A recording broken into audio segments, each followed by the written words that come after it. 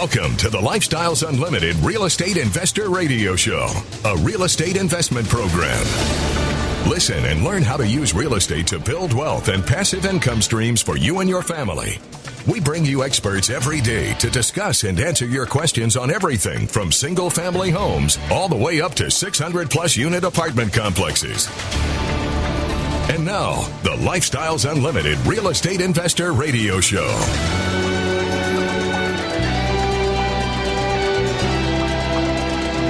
Welcome to the show.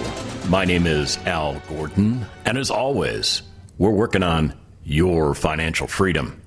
Hey, let's learn some Latin today. What do you think? I'm in. You in? Let's go for it. Caveat emptor. There, I just taught you some Latin. Caveat emptor. And you're thinking, man, I've heard that before. I've heard that phrase before. And you probably have. Caveat emptor is Latin for buyer beware, or as we like to say in the real estate industry, let the buyer beware. Anytime you involve yourself in a transaction, a contractual relationship, if you will, the burden always gets pushed onto the person who is buying the asset to verify that everything is good to go or not good to go. And I'll tell you, in this nutty market we're in right now, there are people that are just willing to absorb risk. And on today's show, we're going to get into how much risk can you really absorb. But before I do that, I actually have to bring somebody on to help me with this, because I wasn't the greatest student when it came to Latin. As a matter of fact, I never took a Latin class. That was one of those classes that just scared the bejeebers out of me, because my dad had to learn Latin when he was a kid, and he just always told me how terrible it was. So, of course, he imprinted that on my mind, and, well, here we are today. So, to help me talk about this Latin phrase, I have brought in a recovering attorney. That's right, somebody who actually knows something about contract law. And even though he's not a practicing attorney anymore, you can't unlearn all the things that Lee Reeves has learned. And even more important, we've actually grabbed Lee out of our membership, and we've asked him to teach our members everything they need to know to be a successful real estate investor. And Lee does that. He actually created a new learning modality for us that we call the 4-part. So what I'm going to do is I'm going to bring Lee onto the show, and we'll just say hi to him. Hi, Lee. How you doing? Hey, Al. Thanks for having me on. I appreciate it. Hey, you're welcome. So what is this 4-part thing that you concocted? What's the purpose for that? Well, you know, when kind of the world went sideways last year, we wanted to get out to people in a way that we had not yet really needed to. We had done everything in person up to that point, but the message that we have and the learning that we provide to people was still important to do. And so we thought, well, we can do a traditional 2-part, a Saturday, Sunday online, and we did. But we thought, you know, there's a lot of folks out there who want to, you know, give their kids some dinner and be done with work, and then learn the 2-part, the 2-day in 4 different parts in the evening. And I was challenged to set that up and divide our materials in a way that made sense. And so I did that. And Greg Scott, another presenter, and I have honed that over the course of a year. Guys, it's a fantastic way to do what may not work for you on the weekend, but do it in the middle of the week in the evening. And we've had a lot of success with it and a lot of great feedback from it as well. Now, do you get into this concept of caveat emptor when you're teaching our members? We do. I mean, buyer beware is something that we do teach. You know, there's a lot of folks out there who are willing to sell you something that you need to know as much about in order to make a good decision. And that's what we really set you up for with the 4-part and the 2-day. And if it's okay, Al, I'd like to tell you about upcoming events so that you can actually be prepared for those moments. Oh, yeah, absolutely. Let us have it. All right, I'll let it rip. So we've got some free workshops coming up. These are conducted by live stream. You don't have to go anywhere. You do have to register, though, at lifestylesunlimited.com. And we've got two coming up that I want to mention in particular. One on Saturday, the 14th of August. It's at noon Central Time. And the next is the following Tuesday in the evening. So we've got different schedules that might work for different folks. That's at 6:30 Central Time. Register for that at lifestylesunlimited.com. We've also got case study coming up. There is one in Central Texas next Thursday, the 19th, and that's at 6 p.m. Central. And if you already know that you want to learn how to buy single-family and small multifamily in our two-day financial freedom seminar, we have 6 this month. 6. The first is a 2-day in-person and online this coming weekend. It's out of the Northern Texas office. We have a 4-part financial freedom seminar starting next Tuesday. I will be teaching that over the course of next week and the following week. And then we have a 2-day in Central Texas, the 21st and 22nd. And I'm excited about this because we've got in-person, on-site 2 days on the 28th and the 29th, both in Richmond, Virginia, where we have a great group of Lifestyles members, and also in the Bay Area of California, where we've got another phenomenal group of Lifestyles members. To sign up for that, go to GiveMeTotalFreedom.com. The promo code is DEL, D-E-L, to sign up for that. And I know we only have a few more seconds, so I want to mention that for our members out there, we've got some meetups coming up. Tampa, it's in person on the 14th. Detroit, it's in person on the 19th. And I'm excited about this one. In Southern California, we have a virtual meetup on Thursday, August 26th. The topic is how to get the most out of the Lifestyles Unlimited Expo, which is coming up in Irving in the DFW area on September 3rd and 4th. Wow, Lee.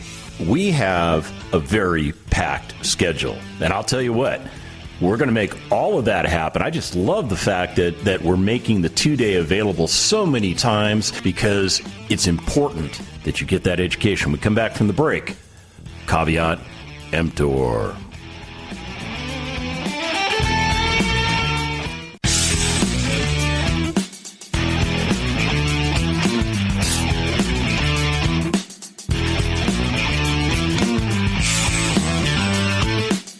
Welcome back to the Lifestyles Unlimited Real Estate Investor Radio Show.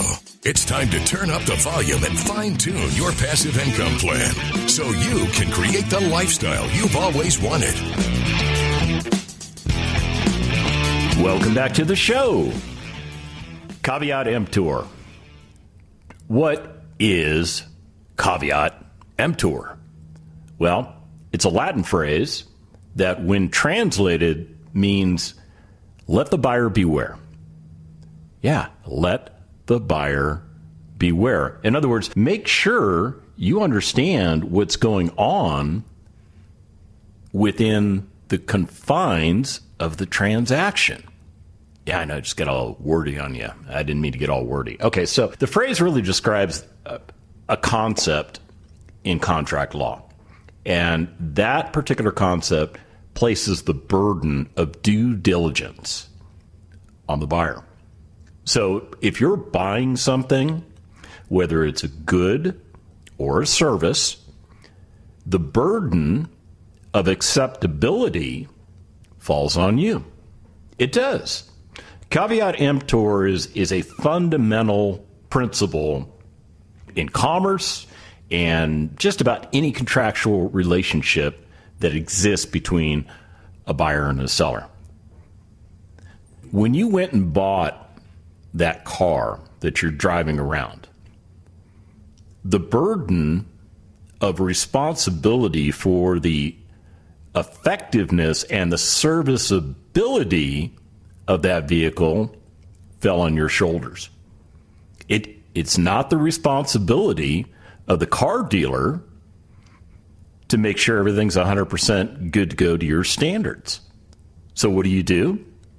Well, if you're buying a new car, Well, probably nothing. I mean, after all, it's a new car, right? Maybe you look at Consumer Reports or, Road and Track magazine. I don't know. You do your homework, but you assume that if a product is new, it's probably up to a certain level of standard. And of course, many automobile dealers will include some type of warranty on the product to give you that peace of mind, so that if something, doesn't live up to expectations within a certain period of time or a certain mileage range, that warranty will cover repairs and make the item whole again.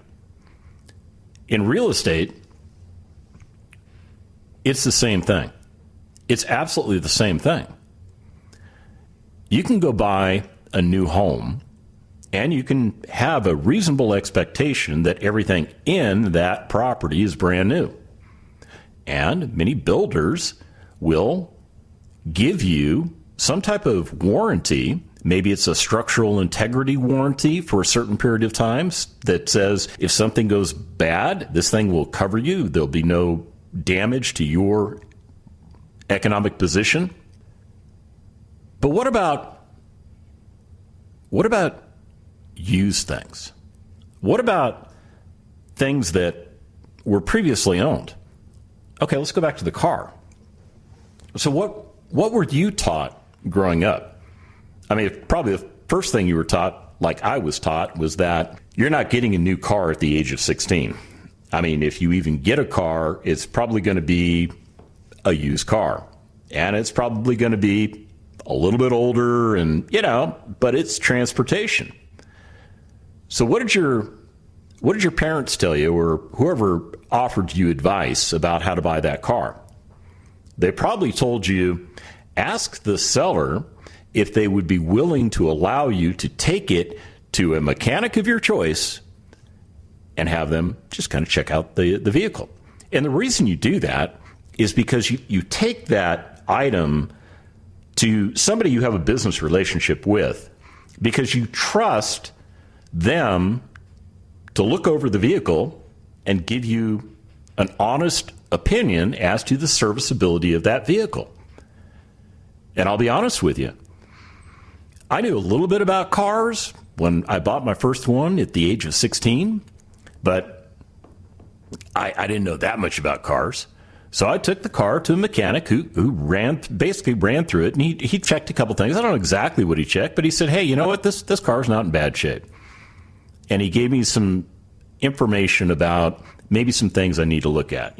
Tires look a little worn. You're probably going to have to replace those pretty soon. But, the guy's got full service records and the car's in good structural shape. I mean, there's no dents or anything. The engine seems to be operating just fine. So it's not a bad deal. Now, in the real estate world, we buy used properties too. We do. As a matter of fact, probably in Al's opinion, and I don't have the statistics to back up this opinion, but I think this opinion is probably correct. I think more properties transact every year that were previously owned than new properties are transacted when they come on the market. I think that's true. Because if you look at any major metropolitan area, there's usually an existing housing stock in that area. And like concentric rings, that housing stock tends to grow over time as people move into that metropolitan area. And, the newer stuff that comes online is towards the outside of those concentric rings, right? It makes total sense. Buying real estate is not as easy as buying a car. It's not. Because there's a lot more going on. There's a lot more going on, and it's a completely different asset class. See, a car is really a depreciating asset. I mean, you buy it, whether you buy it new or used, and you drive it off the lot, it immediately goes down in value. It's just the way those things work. Real estate, on the other hand, kind of does both things. Yes, real estate traditionally over time has gone up in value. I mean, you can do your own statistical research on it, and I think you're going to find the same results that I found, which says of all the asset classes out there, real estate is the one that continually outpaces inflation. That's a good thing. Now, some of the systems that exist within improved real estate, that tends to wear out over time. It does. Things like the roof, things like the water heater, things like other systems, maybe the HVAC, or, maybe the flooring is worn out. It's really up to you as the buyer to determine serviceability of these systems. It's totally up to you.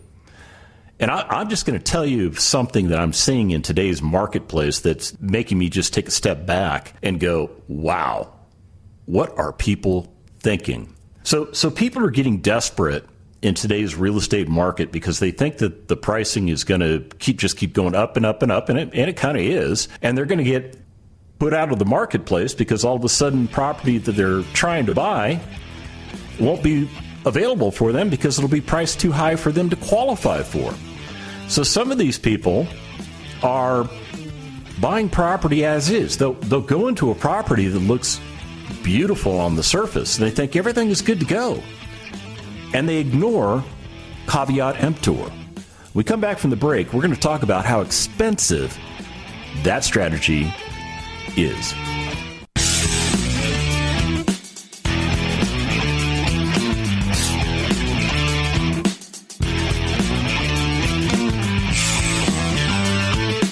We're back with the Lifestyles Unlimited Real Estate Investor Radio Show. We're here to answer your questions and help you become financially free. Welcome back to the show. Caveat emptor. Sounds pretty cool. I think it sounds pretty cool. I like saying it. Caveat emptor. And there's a lot of people out there blowing that off. Yeah, they're just blowing it off. They are in such a frenzy right now that they think they have to buy real estate absolutely right now because they have to have a home to live in, or they absolutely have to get that next rental property. And because of a lack of good qualified inventory in all of the real estate markets that are out there, the majority of the country is experiencing appreciation in pricing, because demand is outstripping supply, and as a result, it is pushing pricing upward.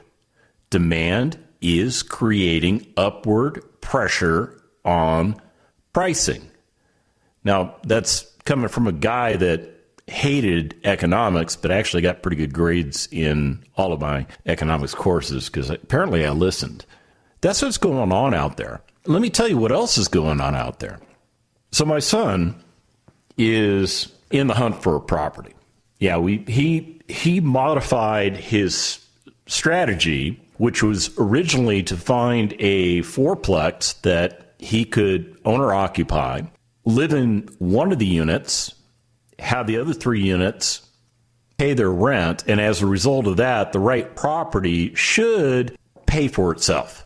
It should pay for itself. But the problem we ran into was this.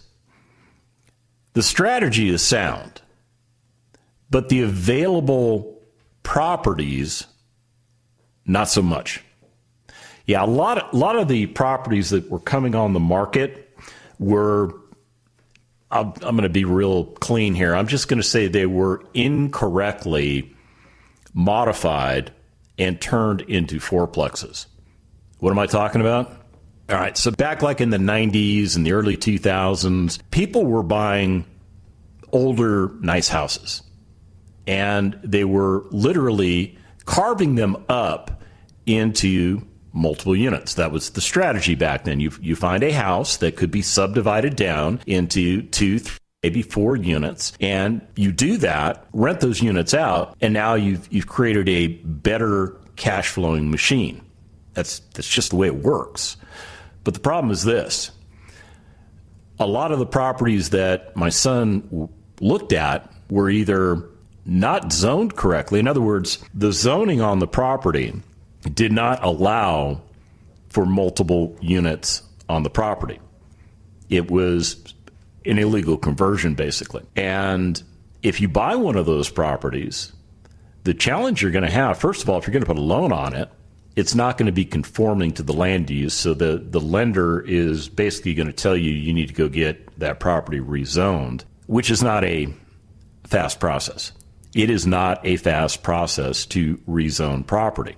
And even though there's an existing use, if you will, it's not really a valid existing use, but it's kind of like been going on for a while. That doesn't protect you. You're not grandfathered in.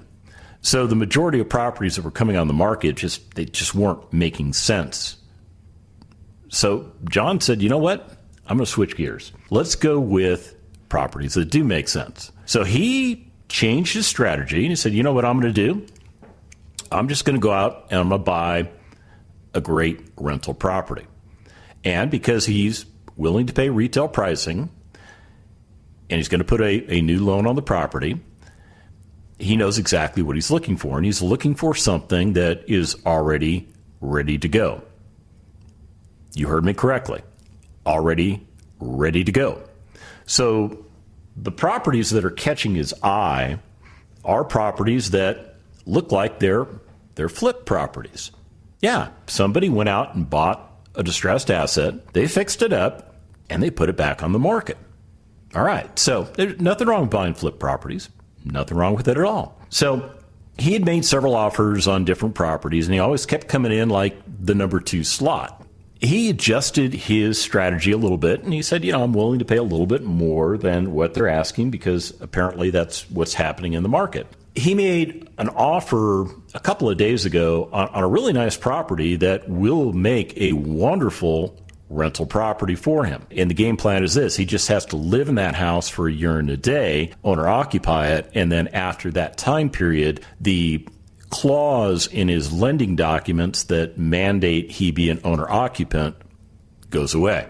It goes away, and he can actually convert it into rental property. So he makes this offer on this property, and I think he either came right in at asking price or a little bit above. And of course, in his offer, he's always going to ask for inspections, and he's going to check the box that says he wants repairs to be made at the seller's expense. He didn't get that property. Somebody else beat him out. And just this morning, he was notified that the original buyers backed out. So John was in the number 2 position, and he was notified this morning by our agent that, okay, you still want the property? And John said, yes, I do. Yes, I do. So let's get the inspection going. Well, the other buyers apparently did ask for an inspection. They sent a home inspector out to that property, and that home inspector went through that property. And that home inspector found some significant issues, some very significant issues, things that you just won't pop out if you walk into the property and walk around. And apparently the buyers, well, they got spooked. And when I asked my agent to kind of dig into what was going on with this thing, this is what she told me. She said the other buyers had beat John out. They were coming in with conventional financing. They were putting like 20% down. They were planning to make this a rental property. And they went ahead and ordered this inspection. And when they got the results in the inspection, they realized that the cost associated with doing all of the repairs that were identified in this inspection was pretty significant. So significant that they decided, okay, well, maybe this isn't the right property for them, and they walked away. So I asked my realtor, I said, do me a favor, ask if that other offer had the box checked whether the buyer accepts the property as is, or the box was checked that says buyer accepts the property as is, provided that the seller, at the seller's expense, takes care of certain things that will either be required by the lender or just natural safety and health conditions. Well, here's what she came back with. She said, yeah, they checked the as is box. I don't know what happened with those people. I don't know. We know this. They paid for an inspection, so John didn't have to. And John is now in first place with this property. And here's what's going to happen. John knows that it's going to take about $20,000 to probably do all of these things that were identified. There's some roof issues. There's potential foundation issues. There's water damage within the walls. There's water damage around. There's issues that need to be resolved. So John is drawing a very wide line in the sand. And he's saying, I'll pay your price, but I expect quality in return. When we come back from the break, I'll fill you in on the rest of it.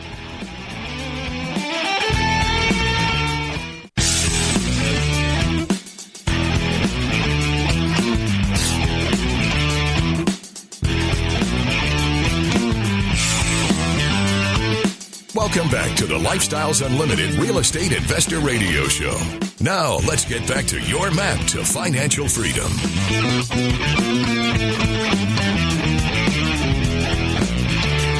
Welcome back to the show.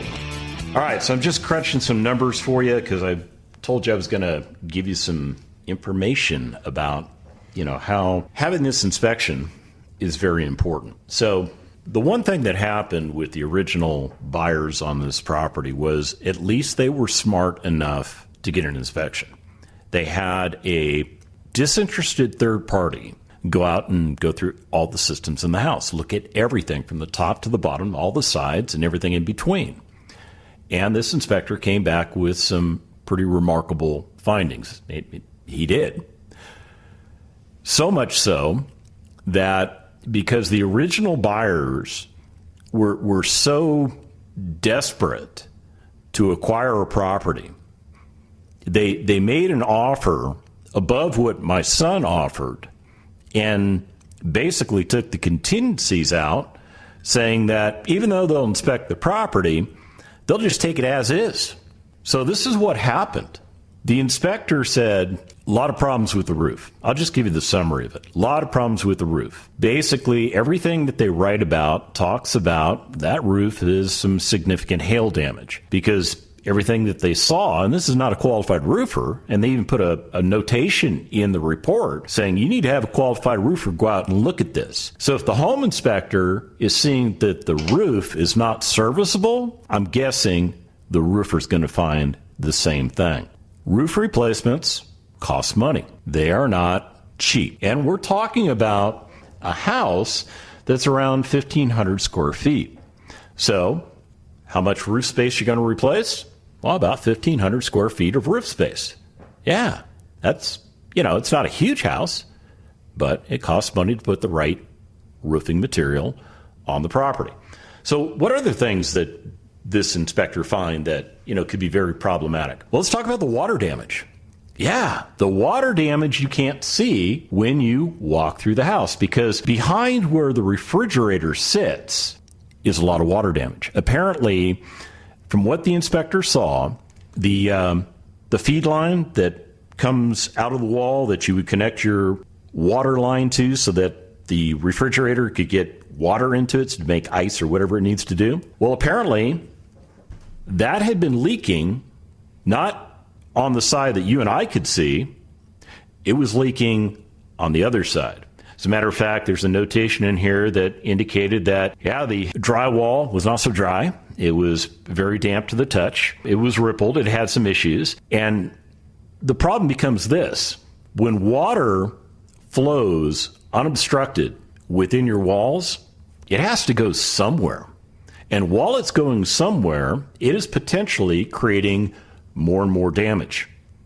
Yeah, so definitely something that needs to be remedied. Now, when you walk through this property and you see that it's being sold, with all brand new appliances, and that refrigerator is sitting right in that refrigerator space, you don't notice that as you're walking through the property. Because I'll tell you, cosmetically, this property looks great. What this flipper did is they put lipstick on a pig. They made it look nice. They ignored all the functional systems. They repaired only things that you could visually see. And I don't know anything about these sellers, other than the fact it's pretty clear to me this is a flip property because I can look at the tax records and I can see the transaction history. So I know what's going on here. And what I think these people are doing is they're going to do is minimum as possible, banking on the fact that people are going to check that box that says, we'll take it as is, and making the assumption that that flipper fixed everything like I would do, or all of my Lifestyles Unlimited comrades would do when we acquire property. See, when we acquire property, we go through everything the same way, and we come up with a scope of work, essentially a budget, that tells us how much money is it going to take to remedy this house, to bring it to full functional condition, because I don't want to mess with repairing or replacing anything in the next 5 years. And if the numbers don't work out, okay, we're done. We're out. Go on to the next one. But there are people out there that will make a business decision to sell a property, and they're going to do as little as possible. So this is what's going on right now, because I was talking to Jonathan at the break, and he's been in communication with the seller. And essentially, what we were able to determine, there are 31 things potentially wrong with this property. 31 things. Now, we know that the seller is trying to make money. We understand that. We don't have a problem with the seller making money. The problem we have is having them sell us a house at fair market value that's got broken things in it. So John came up with this plan. He said, look, I'm going to buy this property from you, but you're going to have to fix some things. That roof, that's got to be taken care of. That water damage, depending on where the water damage originates from. Oh, by the way, there's more water damage than just the area by the refrigerator. There's also water damage caused by broken seals and things on certain windows, which looks like it's probably as a result of hail damage. So John made this recommendation to the seller. He said, look, you fix all the water damage, you fix the roof, and some of this cosmetic stuff I can live with, because the appraiser isn't going to care about cosmetic stuff, but the appraiser could care about other things. The other issue is there is a potential problem with the foundation. Now, the inspector went out, and the inspector is not a foundation person. They don't have the right equipment and stuff like that to check the foundation. The inspector indicated that there was some differential movement or settlement in the exterior walls, which usually happens as a result of the foundation getting off of level. So John said, look, I'm going to send a foundation guy out there. If he clears the property, I'm moving forward. And he'll actually have a foundation guy out there within the next 24 hours, because that's how John rolls. He said, take care of all that hail damage. Now, you can either pay out of pocket, do all that, or you can file a insurance claim. And I will work with you with regards to timing. Cosmetic stuff, I'll handle. Some of the other things that came out, there were just some indications that there are some GFIs in the house, but they don't necessarily meet current code. So, really it's not that hard to, I've got an electrician to go out there and fix all that for a couple $100. So John's just saying this: I want a fair deal, and I'm your buyer. And that's basically the message he sent back to the seller. So we're going to find out real quick whether or not this seller has any interest in selling a quality product to us, or the seller is more interested in pulling the wool over people's eyes. But ironically, here's how it kind of rolls in Texas. Once a inspection has been done on a property and that seller has possession of that inspection, that seller has to make that inspection available to everybody. So that seller's got a choice to make. Do I go with the ready, willing, and able buyer, this 23-year-old kid over here that has the ability to buy my house, and he's willing to pay me the price I'm asking, but he's just asking that the things within the house meet the expectation of the price? Or do they just want to sell it as is to somebody else, knowing that it's probably about $20,000 of repairs that still need to be done on this property? We're going to find out pretty quick where John's at. And that's really the point I'm trying to convey to you today. Do not get caught up in all this hype that's going on out there. Okay, property prices are going up. You can't stop it. I can't stop it. It's just a function of the marketplace. But they're not going up so aggressively fast. Okay, maybe in some markets they are. They're not going up so aggressively fast that you can't buy property. But just be prepared that in 6 months, the property you have your eyes on may be worth more than it is today. But no matter what you do, make sure you understand the burden that Caveat Emptor places upon you. And it's really not a burden. It's actually a blessing because it gives you the opportunity to find out before you find out later. If you want to find out how we do business, go to lifestylesunlimitedworkshop.com.